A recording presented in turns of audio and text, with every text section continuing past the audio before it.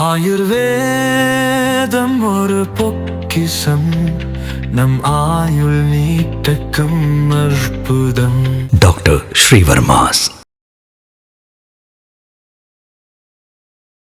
அனைவருக்கும் வணக்கம். சமீபத்தில் திரு அண்ணாமலை அவர்கள் தமிழ்நாட்டில் பரவக்கூடிய இந்த போதை பழக்கத்திற்கு எதிராக ஒரு அவேர்னஸ் கேம்பெயின் தொடங்கியிருந்தார்.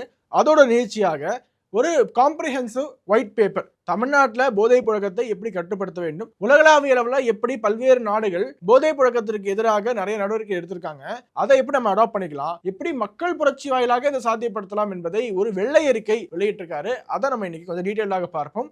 ஸோ இதுதான் drug free Tamil Nadu policy paper presented by we the leaders foundation. So இதில் first about the policy paper என்று அண்ணாமலை அவர்களே ஃபோர்வர்டு எழுதியிருக்காரு, முன்னுரை எழுதியிருக்காரு. இப்போ தமிழ்நாட்டில் ஸ்கூல்ஸ், காலேஜஸ், ஒர்க் பிளேஸ் என்று அனைத்து இடத்துலையுமே இந்த போதை புழக்கம் அதிகமாயிருச்சு. இது ஒரு கன்சர்னிங் ஃபேக்டர். பல குடும்பத்தையே இது வந்து சீரழிச்சுக்கிட்டு இருக்கு. ஸோ இதற்காக உடனடியாக நாம் நடவடிக்கை எடுத்தே ஆக வேண்டும். இது டிக்ளைனிங் ப்ரொடக்டிவிட்டி, கிரிமினல் பிஹேவியர் அதிகரிக்குது, எஜுகேஷனை பாதிக்குது, ஃபேமிலிஸை சீரழிக்குது. Across India and around the world, உலகம் முழுசும் இதான் நடந்துகிட்டு இருக்கு. Tamil too has witnessed over past many years an increasing number of incidents in which narcotics have played a direct or indirect role in disturbing social harmony and public safety.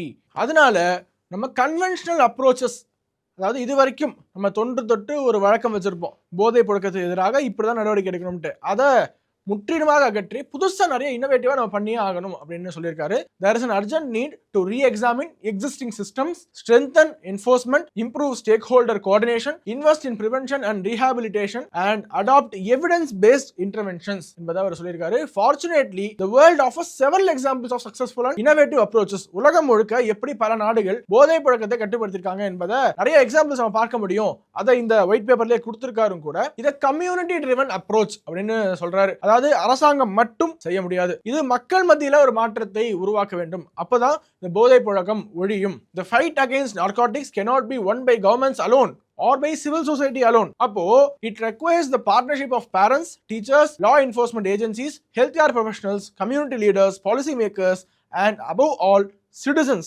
So மக்கள் தான் இங்க ரொம்ப முக்கியம். So மக்கள் இதற்காக முன் வந்து, the challenge before us is serious but not insurmountable.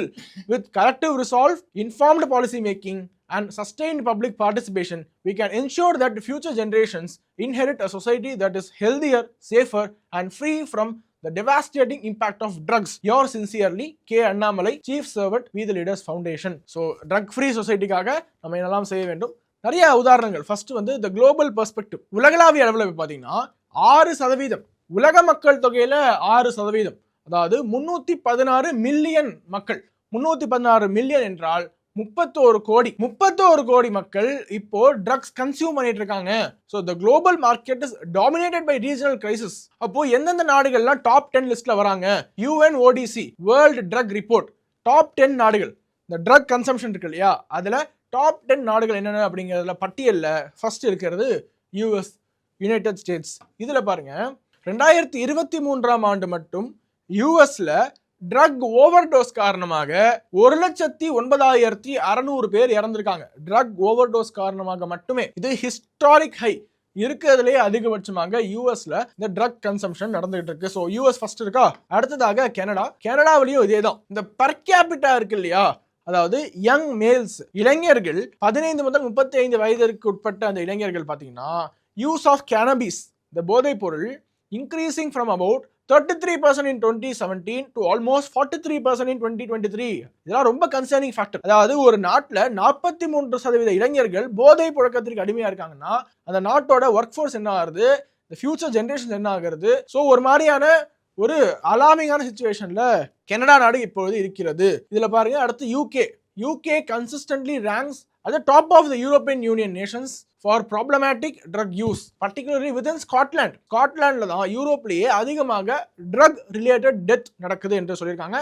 There were 191 drug misuse deaths per million people in Scotland in 2024. per million, 10 லட்சம் பேத்துல 191 பேரு அங்க ட்ரக் மிஸ்யூஸ் ஆல மட்டுமே இறக்குறாங்க per million. அப்போ அந்த நாட்டு மக்கள் தொகையில எவ்வளவு பேரு, எத்தனை ஆயிரக்கணக்கான பேர் ட்ரக் மிஸ்யூஸ் காரணமாக இறந்திருப்பாங்க கொஞ்சம் நினைச்சு பாருங்க. அலாமிங்கான சிச்சுவேஷன். அடுத்ததாக ஆஸ்திரேலியாவில் பெர்த் நகரம் இருக்குல்ல, பெர்த் நகரம் தான் ஆஸ்திரேலியாவோட மெத் கேபிட்டல். இந்த மெத்தாஃபெட்டமின் இருக்கு இல்லையா, அதோட capital. 70 doses per 1000 people every day in Perth. 1000 பேர் இருக்காங்க அந்த நகரத்துல. 70 பேர் டெய்லி டோஸ் எடுக்கிறவங்க, இந்த மெத் டோஸ். அதே மாதிரி 5வது இடத்துல ஆப்கானிஸ்தான் இருக்கிறது. அப்படியே 6வது இடத்துல ஈரான், 7வது இடத்துல பாகிஸ்தான், 8வது இடத்துல மியான்மர், 9வது இடத்துல ரஷ்யா, 10வதுல பிரேசில்.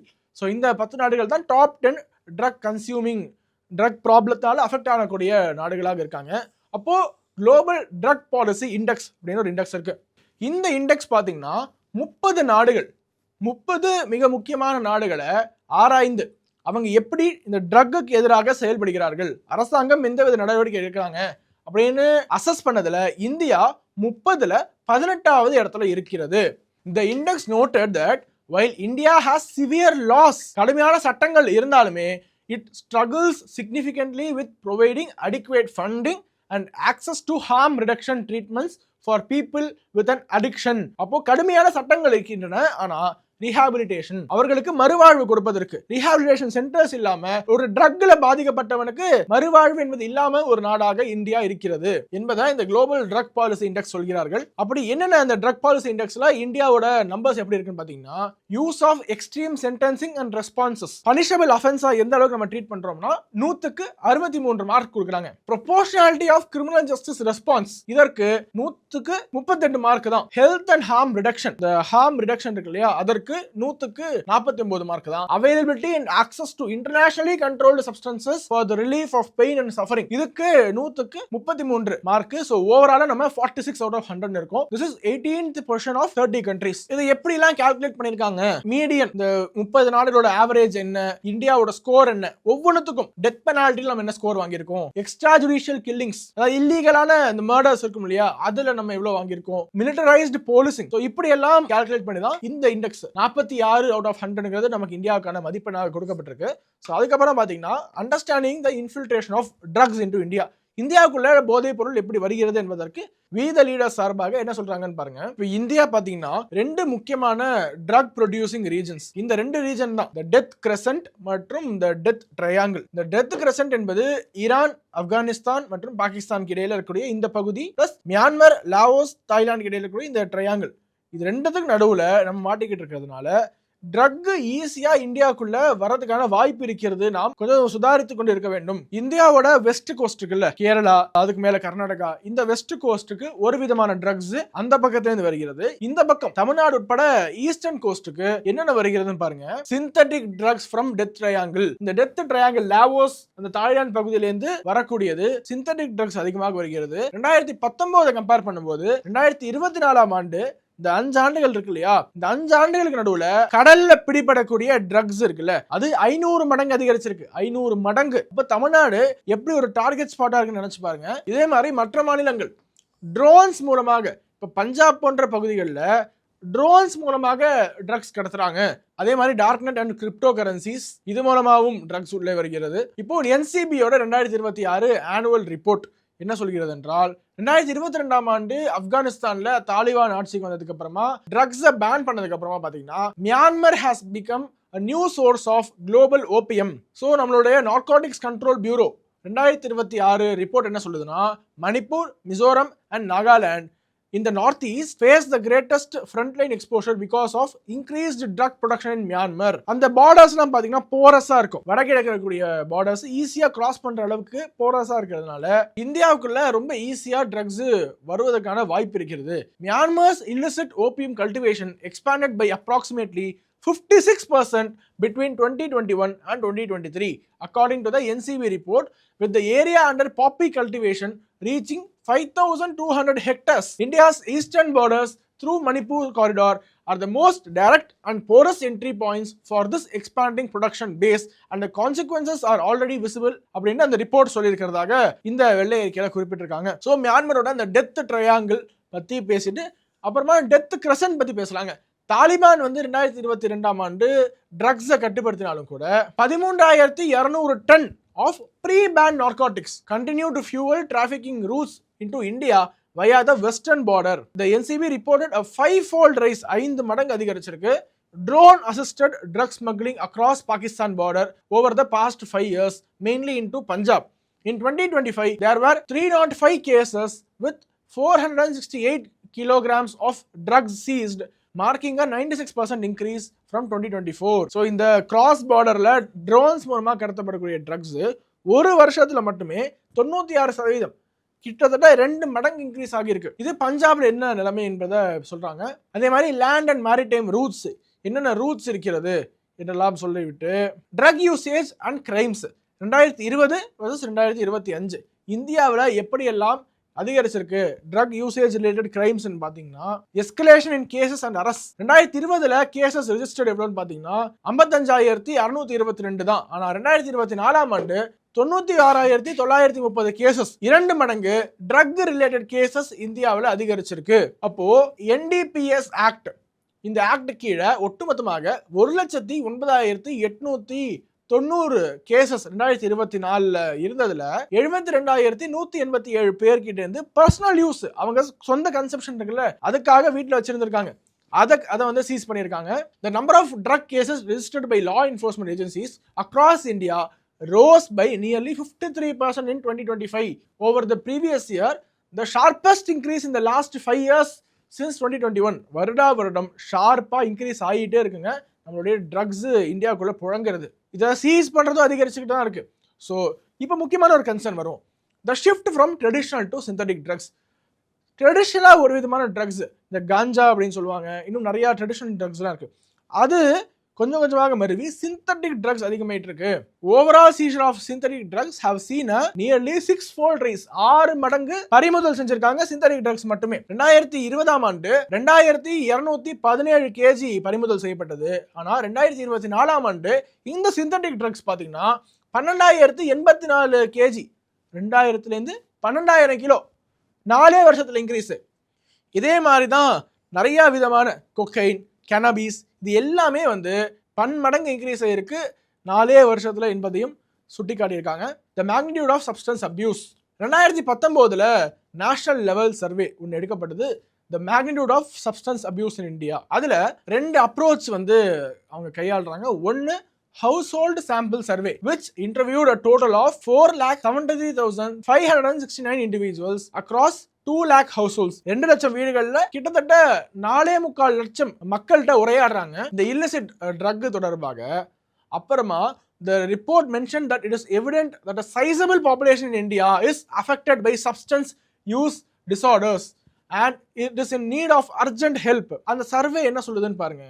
சப்ஸ்டன்ஸ், என்ன போதைப் பொருள் பயன்படுத்தப்படுது, எந்த ஏஜ் கேட்டகரி, அந்த age category number of users, சதவீதம், எத்தனை சதவீதம் இந்திய மக்கள் தொகையில இருக்கக்கூடும் என்று இந்த அனுமானம் அனைத்தையுமே கொடுத்துருக்காங்க. இந்த கேனபீஸ் அப்படிங்கிற அந்த போதைப் பொருள் பார்த்தீங்கன்னா 10 முதல் 17 வயசு வரைக்கும் இருக்கக்கூடிய சிறு பிள்ளைகள், அவங்க 0.9%, அதாவது 1% தான் இந்தியாவில் பயன்படுத்துறாங்க. அப்ராக்சிமேட் யூசர்ஸ் இந்தியாவில் 10 to 17 வயசுக்கு உட்பட்ட இந்த கேனபி யூசர்ஸ் 20 லட்சம். ஓகே, அதே மாதிரி அடல்ட்ஸ் 18 to 75 வயசு வரைக்கும் 3% இந்தியன் பாப்புலேஷன்ல அவங்க ட்ரக்ஸ் கேனபீஸ் மட்டும் பயன்படுத்துறாங்க. அப்போ இது 2 கோடியே 90 லட்சம் பேர் எஸ்டிமேட்டடா இந்தியாவில் இந்த கேனபீஸ் என்கிற அந்த போதைப் பொருளை பயன்படுத்துறாங்க.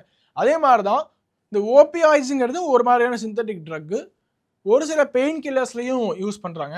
அது சிறு வயதில் 10 முதல் 17 வயசு இருக்கக்கூடியவர்கள் 1.8%, அதாவது 40 லட்சம் பேர் இந்தியாவில் பயன்படுத்துகிறாங்க.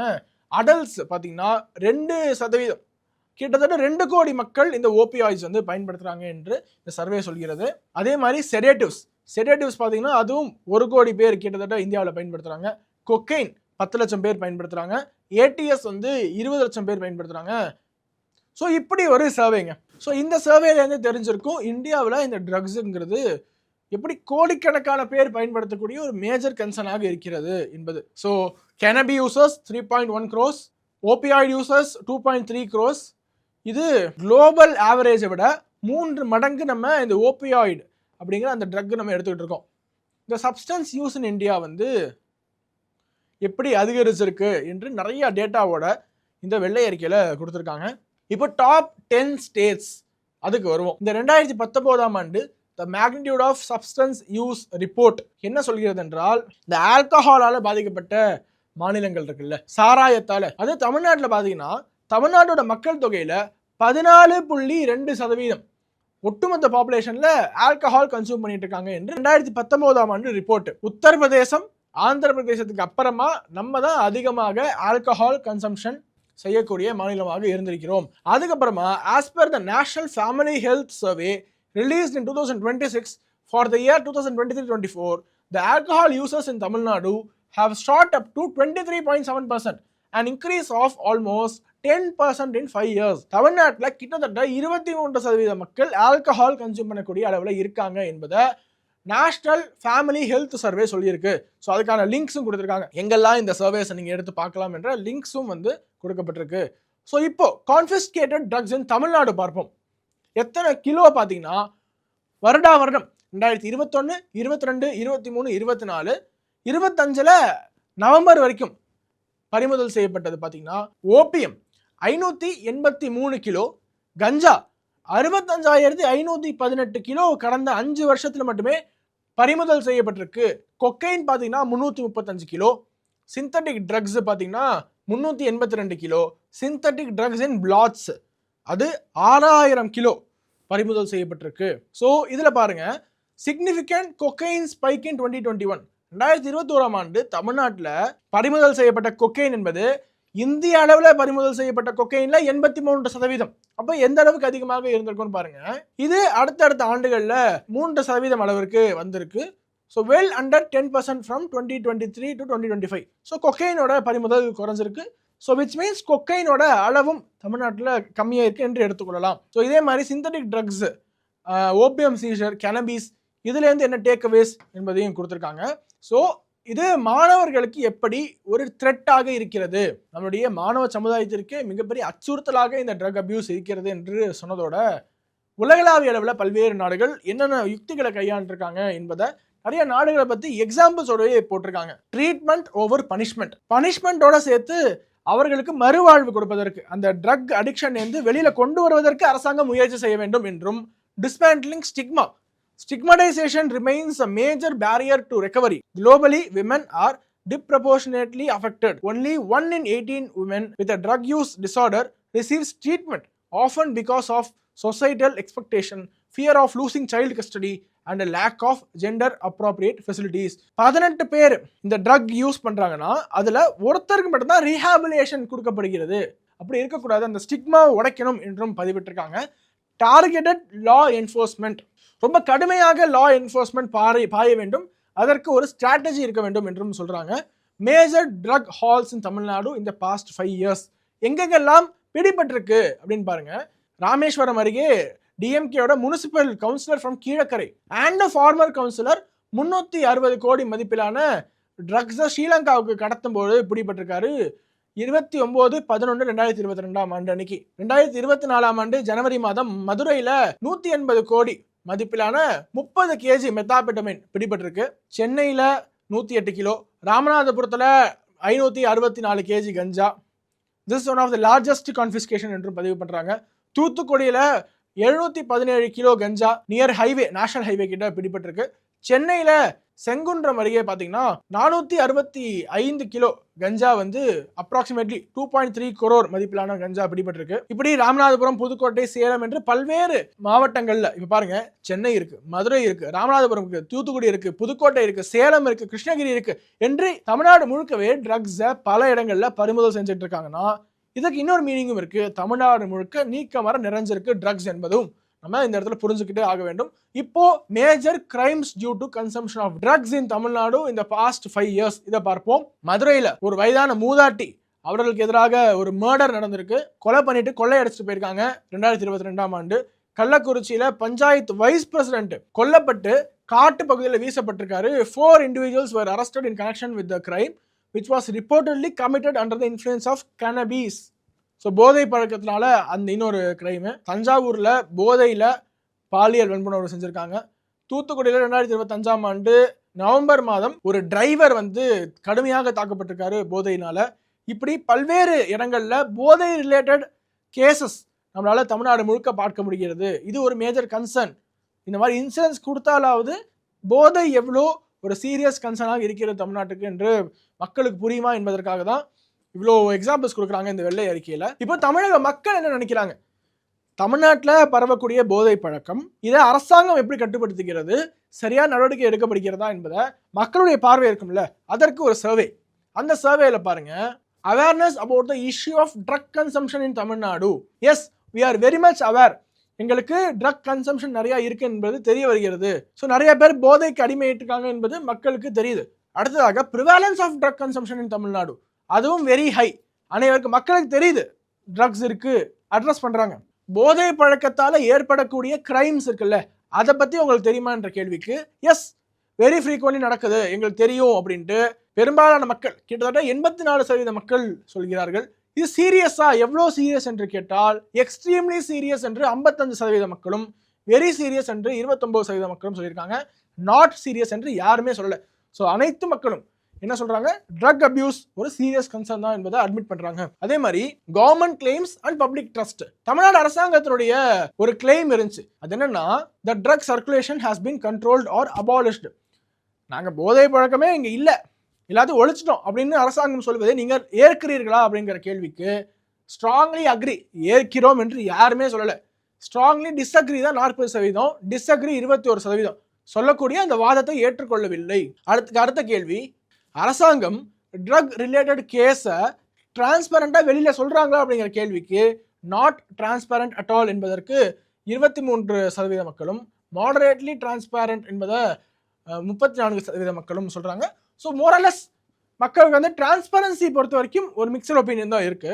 ஆனால் இப்போ drug control measures and enforcement, இதுதான் இப்போ thought about the current drug control policies in Tamil Nadu எஃபெக்டிவா இருக்கான்னு கேட்டீங்கன்னா எஃபெக்டிவா இல்லை என்பதுதான் பெரும்பாலான மக்களுடைய கருத்தாக இருக்கிறது. இன்னுமே ட்ரக்ஸை லோக்கலி ஸ்ட்ரிக்டா நம்ம கண்காணிச்சு பறிமுதல் செய்ய வேண்டும், நிறைய நடவடிக்கை எடுக்க வேண்டும் என்றுதான் மக்கள் நினைக்கிறார்கள். ரீஹாபிலிட்டேஷன் இருக்குல்ல, அண்ட் டி அடிக்ஷன், இது மக்களுக்கு போதுமான அளவு கொடுக்கப்படுகிறதா என்ற கேள்விக்கு இல்லை. மக்களுக்கு போதுமான அளவு போதைக்கு அடிமையானவர்களுக்கு ரீஹாபிலிட்டேஷன் கொடுக்கப்படுவதில்லை என்றுதான் மக்கள் எண்ணுகிறார்கள். ஸோ அப்படியே அடுத்து பார்த்தீங்கன்னா இந்த ஃபைண்டிங்ஸ், இந்த ஸ்டடியோட ஃபைண்டிங்ஸ் என்னன்னு பார்த்தோம்னா, most respondents believe that Tamil Nadu's current drug control policies R only moderately effective and not sufficient to control the drug problem completely. Overall, respondents strongly suggest that the improved rehabilitation facilities, better follow-up care and a stronger enforcement are necessary to achieve effective drug control. இன்னும் அரசாங்கம் தீவிரமாக நடவடிக்கை எடுக்க வேண்டும் என்று மக்கள் நம்புகிறார்கள். இந்த ஸ்டடி மூலமாக தெரிய வருகிறது. இப்போ உலகம் முழுக்க எப்படி பல்வேறு நாடுகள் ட்ரக்ஸுக்கு எதிராக நிறைய ஃபார்முலா பேஸ்ட் மெத்தடா போயிட்டு இருக்காங்க. யூஎஸ்ஏல ரெட் ரிப்பன் என்ற அந்த முயற்சி மூலமாக ட்ரக் அவேர்னஸ் கொண்டு வராங்க. விஷுவலா எல்லா இடத்துலையும் ரெட் ரிப்பன் கட்டுவாங்க. அப்புறமா சைக்காலஜி ஆஃப் பிளட்ஜ், எல்லாரும் ட்ரக்குக்கு எதிராக பிளட்ஜ் எடுப்பாங்க. ஸ்கூல்ல மட்டும் இல்லாமல் ஸ்கூல்ஸ்குள்ள கட்டுரை போட்டி, ட்ரக்ஸ்க்கு எதிராக கட்டுரைகள், பேரண்ட்ஸ் கிட்ட ஒரு உரையாடல் என்று அந்த நாட்டை பண்ணிட்டு இருக்காங்க. Positive framing over negative fear. எப்படி பாசிட்டிவாக இருக்கணும்னா, ஹாரர்ஸ் ஆஃப் ட்ரக்ஸ், அந்த கொடுமைகளை காட்டாம எப்படி ட்ரக் ஃப்ரீயா இருந்தால் ப்ரொடக்டிவா இருக்கலாம் என்பதை மாணவர்கள் மத்தியில் ஊட்ட வேண்டும் என்றும் சொல்றாங்க. இது எப்படி ஒர்க் ஆகுது என்ற அந்த மாடலும் கொடுத்துருக்காங்க. ஸோ இந்த நுவான்சஸ்லாம் நீங்கள் படிக்கணும்னா இந்த ஒயிட் பேப்பரோட லிங்க் உங்களுக்கு டிஸ்கிரிப்ஷனில் கொடுக்குறேன், நீங்கள் அதை தாராளமாக படித்து பார்க்கலாம். ஸோ அப்படியே அடுத்த நாடு, ஒவ்வொரு நாட்டிலையும் எப்படிலாம் ட்ரக் அப்யூஸை கண்ட்ரோல் பண்ணுறாங்க என்பதை சொல்லிட்டு, சிங்கப்பூரில் எப்படி இன்னும் 4 பில்லர்ஸ் வச்சுருக்காங்க. ரிகரஸ் என்ஃபோர்ஸ்மெண்ட், செகண்ட் பில்லர் வந்து ப்ரிவென்டிவ் ட்ரக் எஜுகேஷன், 3வது பில்லர் வந்து ரீஹாபிலிட்டேஷன், 4வது pillar after care and continued rehabilitation. So இதுதான் அந்த 4 பில்லர். இந்த 4 பில்லர் மூலமாக எப்படி சிங்கப்பூர் வந்து இந்த ட்ரக்ஸை ஃபைட் பண்ணிட்டு இருக்காங்க என்பதை இந்த வெள்ளை அறிக்கையில் சொல்லியிருக்காங்க. அதோடய சேர்த்து பார்த்தீங்கன்னா நிறைய நாடுகள், தெலுங்கானாவோட ஈகிள் மாடல், அவங்க என்ன பண்ணிட்டு இருக்காங்க என்பதை இந்த வெள்ளை அறிக்கையில் சொல்லியிருக்காங்க. ஸோ இப்போ வி த லீடர்ஸோட ஆன்டி ட்ரக் கேம்பெயின் இதுக்கு வருவோம். ஸோ இந்த மாதம் ஜூலை மாதம் வந்து ஒயிட் பேண்ட் மந்த். ஸோ ரிஸ்ட்டில் ஒயிட் பேண்டு கட்டி அண்ணாமலை அவர்களே வந்து ஒரு போஸ்ட் ஒன்று போட்டிருந்தாரு. Choose life reject drugs campaign aims to turn the anti-drug awareness into a prominent public movement by urging citizens to wear white bands as a sign of their dedication to living drug free. என்ன கோல்னா, இப்போதைக்கு 25 லட்சம் public pledges, மக்கள் உறுதிமொழி எடுக்க வேண்டும் என்பது இப்போதைக்கு we the லீடர்ஸோட கோலாக இருக்கிறது. ஸோ அப்படியே வந்து இது வந்து ஃபாஸ்டன் ஆகி ஒரு பப்ளிக் மூவ்மெண்ட்டாக மாறும் என்றும் நம்புகிறாங்க. இப்போ ஒரு 5-year பிளான் இதான் முக்கியம். இந்த ப்ராப்ளமை சொல்றதோட சேர்த்து அதை எப்படி நம்ம அட்ரஸ் பண்ணுங்கிறதுக்கு 5 ஆண்டு கால திட்டத்தை இந்த வெள்ளை அறிக்கையில கொடுத்துருக்காங்க. விஷன் என்ன? The 5-year plan aims not just to boost arrests or seizures, but to foster a society where demand for drugs is non-existent. பொதுமக்களிடம் ட்ரக்குக்கு டிமாண்டே இல்லைங்கிற போது ஆட்டோமேட்டிக்கா ட்ரக்ஸ் வந்து இங்க ஸ்டாப் ஆயிரும் என்றும். அடுத்து பாருங்க, creating or strengthening the pillars, government and society. இந்த 2 பில்லர்ஸுமே எப்படி செயல்பட வேண்டும்? A strong enforcement and supply reduction. So இது பற்றி prevention through education and the white band movement. இந்த white band movement மூலமாகவும் எஜுகேஷன் மூலமாகவும் எப்படி நம்ம ட்ரக்ஸை கட்டுப்படுத்த முடியும் என்பதையும். பில்லர் 3 ரீஹாபிலிட்டேஷன் அண்ட் ரெக்கவரி, அதை பற்றியும் சொல்லியிருக்காங்க. Pillar 4 community ownership, after care and social reintegration. ட்ரீட்மெண்ட்டுக்கு அப்புறமா எப்படி அந்த மக்களை ட்ரக்ஸுக்கிட்டேருந்து முழுமையாக நம்ம மீட்டெடுக்க வேண்டும் என்பதையும் சொல்லியிருக்காங்க. drawing inspiration from the US Red Ribbon program and Singapore's Yellow Ribbon initiative, the state should implement a structured reintegration scheme that involves industries, education institutions and local communities in offering employment, skill training, mentorship and social support to those in recovery. So இதில் பாருங்க, white band month ஒவ்வொரு வருஷமும் ஜூலை மாதத்தை drug free மந்தாக அரசாங்கம் அறிவிச்சு white pant மந்தாகவும் அறிவிக்க வேண்டும். So first year என்ன பண்ணணும்? 5 வருஷ ரோட் மேப் இருக்குல்ல, அதில் first year focus on establishing institutional infrastructure, launching white band month, strengthening enforcement capabilities, creating district anti-drug committees and integrating preventive education into schools and colleges. இதான் year 1க்கான agenda. ரெண்டாவது, expand district rehabilitation services, establish anti-drug clubs in all higher education institutions, operationalize community volunteer networks and implement statewide public pledge campaigns. மக்கள் உறுதிமொழி எடுக்கக்கூடிய state-white அந்த கேம்பெயினை நீங்கள் start பண்ணுங்க. இது எல்லாமே அரசாங்கத்திற்கு வீதரிட சார்பாக வைக்கக்கூடிய கோரிக்கை. இதெல்லாம் 5 வருஷம் செய்தால் ட்ரக் ஃப்ரீ தமிழ்நாடு சாத்தியமாகும் என்றும் சொல்றாங்க. இயர் 3 3வது ஆண்டு என்ன செய்யணும்னா, strengthen technology driven enforcement, introduce artificial intelligence for intelligence analysis, expand employment support for rehabilitated individuals and scale up family based prevention programs. 4வது வருஷம் consolidate district performance through measurable indicators, expand public private partnerships for rehabilitation and reintegration and position the white band movement as Tamil Nadu's largest annual public health campaign. 5வது ஆண்டு evaluate outcomes, institutionalize successful interventions through legislation where necessary, publish an independent impact assessment and establish Tamil Nadu as a national model for integrated narcotics prevention and drug eradication. So Tamil Nadu ஒரு முன்மாதிரி மாநிலமாக India முழுக்க drug free society எப்படி இருக்கணும்னா தமிழ்நாட்டை பார்த்து கற்றுக்கோங்கிற அளவுக்கு நம்மளுடைய முயற்சிகள் இருக்கும் என்றும் இந்த வீத லீடர்ஸுடைய வெள்ளை அறிக்கையை சொல்லியிருக்கு. ஸோ அண்ணாமலை அவர்கள் வெளியிட்ட இந்த வெள்ளை அறிக்கையினுடைய லிங்க் அகைன் நான் டிஸ்கிரிப்ஷனில் கொடுக்குறேன், யாருக்கு வேணும் படிச்சு பாருங்க.